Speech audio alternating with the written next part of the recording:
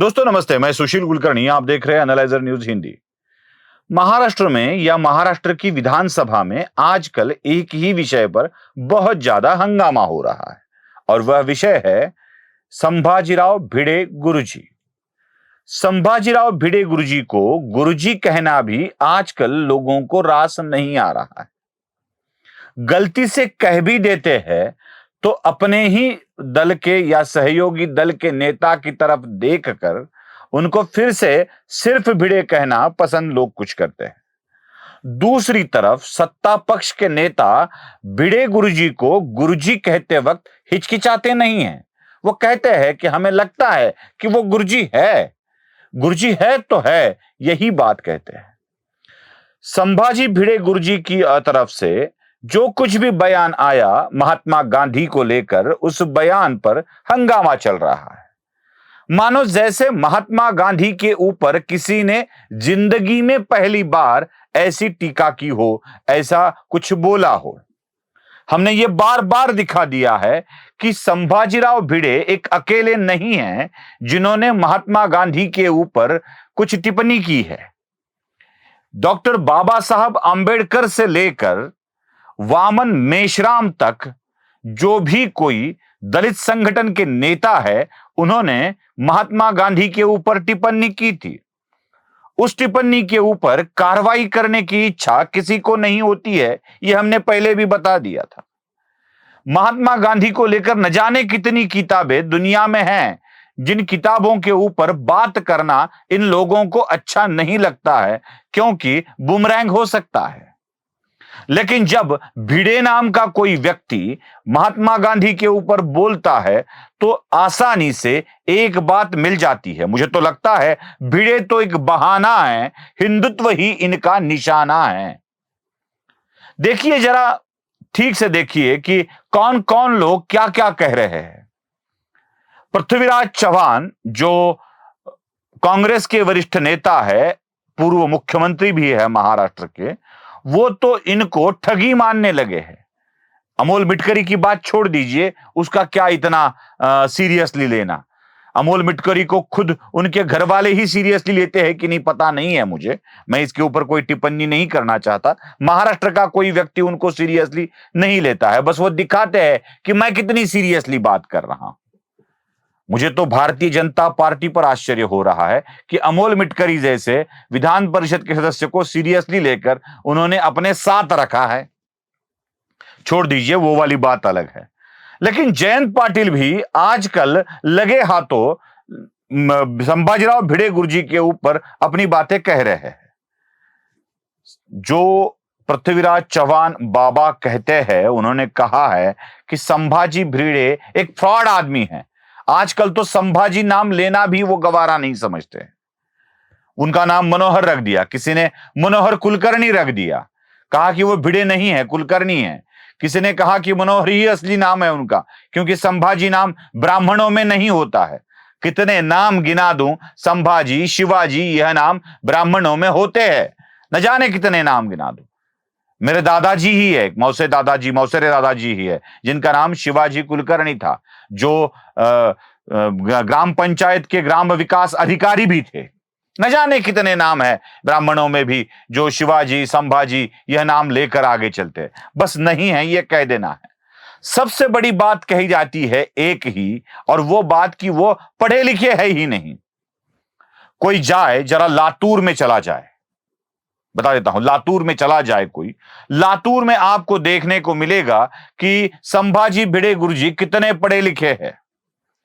जब ये राजकीय नेता चड्डी में घूम रहे होंगे, कंचे खेल रहे होंगे या अपना नाक अपने ही हाथों से साफ कर रहे होंगे, उस वक्त ये जो आजकल बरगला रहे हैं ना बड़े बड़े नेता, वो बरगलाने वाले नेता जब चड्डी भी ठीक से पहन नहीं सकते थे, उस वक्त संभाजी भिड़े गुरुजी लातूर में पढ़ा रहे थे। 60 से लेके 65 तक की बात कर रहा हूं मैं, जब आजकल के रिटायर्ड हुए लोग भी तब पढ़ रहे थे। लातूर में दयानंद विज्ञान महाविद्यालय है। दयानंद विज्ञान महाविद्यालय में फिजिक्स पढ़ाने का काम संभाजी भिड़े गुरुजी करते थे। कुछ दिनों तक, कुछ महीने या कुछ सालों तक उन्होंने काम किया।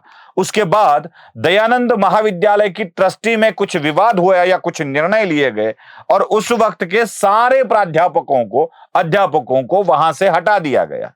उसमें से एक संभाजीराव भिड़े गुरुजी भी थे। उसके बाद संभाजीराव भिड़े गुरुजी लातूर के ही गवर्नमेंट पॉलिटेक्निक कॉलेज में पढ़ाने के लिए चले गए, अब जिसका नाम पूरनमल लाहोटी पॉलिटेक्निक कॉलेज है, जो 65 से लेकर 70 के बीच की पीढ़ी है जिन्होंने पॉलिटेक्निक किया है, उस पीढ़ी को संभाजीराव भिड़े गुरुजी या सर के नाम से ही परिचित है। उस वक्त लातूर में राष्ट्रीय स्वयंसेवक संघ के प्रचार एवं प्रसार का काम वो रोज करते थे। बता दूं, लोकमान्य तिलक द्वारा स्थापित की गई एक वायर गिरनी थी और उसी वायर गिरनी के एक छोटे से 10 बाय 10 की रूम में संभाजीराव भिड़े गुरुजी रहा करते थे। आज भी जो वैद्य टिफिन लातूर में चलता है, उस वक्त भी वैद्य की एक खाने का ठिकाना था जहां पर सूर्यकांत वैद्य उनका नाम, उन्हीं के होटल में भिड़े गुरुजी खाने के लिए जाते थे। बता दूं कि आज बीड़ में जो संस्कार भारती का काम करते हैं कुलदीप धुमाड़े, जो सिंचाई विभाग के अभियंता के पद से निवृत्त हो चुके हैं, वो कुलदीप धुमाड़े भी भिड़े गुरुजी के ही शिष्य थे।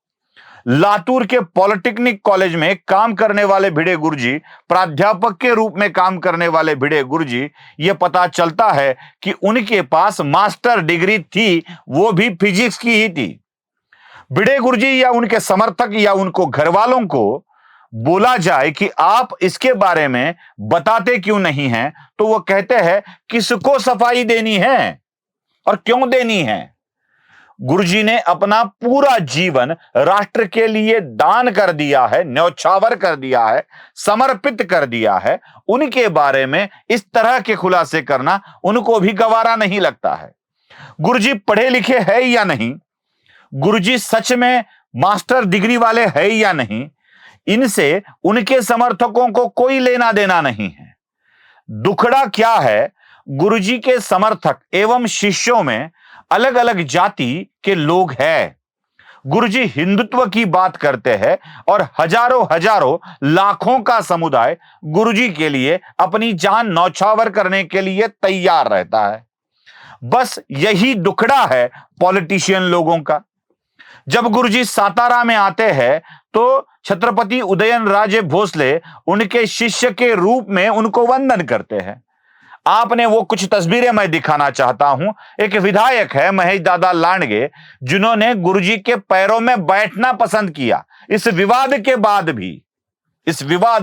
भी सातारा, सांगली या वहां के पश्चिम महाराष्ट्र के इलाके में गुरुजी जो भी कुछ काम करते हैं, वही काम उनके संगठन को बढ़ा रहा है।